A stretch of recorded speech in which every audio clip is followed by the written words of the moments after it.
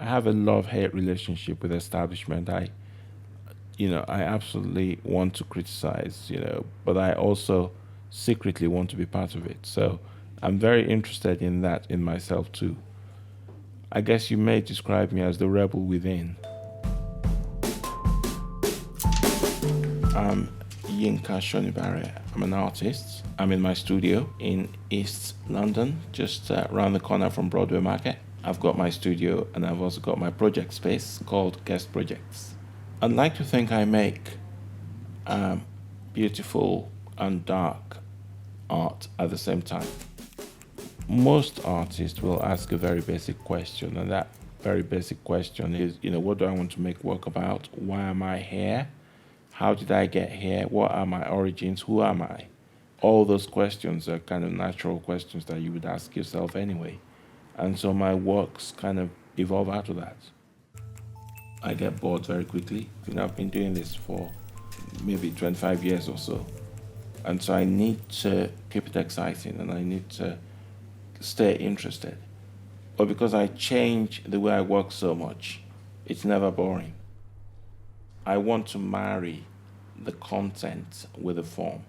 So if I find something that's suitable, if I've got an idea, but it's actually suitable to dance or movement, then I'd use dance and movement to explore what I want to explore. So for me, it's never really about form specifically.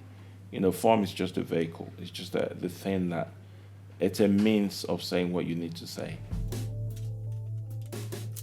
Well, it was really when I was at art school that I started to see the relationship between history, philosophy, politics, and art. Prior to that, I thought that art was just making pretty pictures. I didn't realize that, actually art is connected to, you know, life, and it's also connected to the imagination and folklore and, and mythology and all those sort of things. So the great thing about art school is that it does broaden out your awareness about many different things. And then you also discover art history, realizing that you're not the first artist or the only one. And then you're inspired by the works of other artists. So it does kind of open you up to the world. And then at the end of it all, you're completely confused because you don't know what to do with all this information. And then you can't make anything for years after that.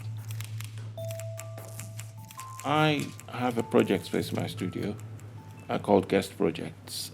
When I started being involved, in art in the 80s, there were quite a number of squats around London where there were lots of project spaces and shows happening. And there were spaces that actually allowed you to experiment and to fail. And I felt that that was actually starting to go away. And so when I acquired the warehouse here, I wanted to have that platform, to give people opportunities because I'd actually got some of my own first breaks in such exhibitions. And I thought, I can do it, why not do it? So that's why I started guest projects. And it's been really great. We must have shown over 150 artists down there.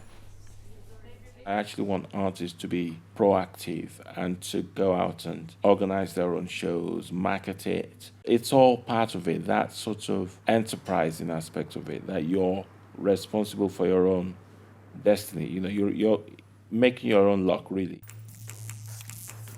I feel that any kind of art is about transformation. It's about basically turning a blank page into a full page, So, and I think, artists put something where there was nothing. It's a form of alchemy, artists kind of produce gold out of thin air.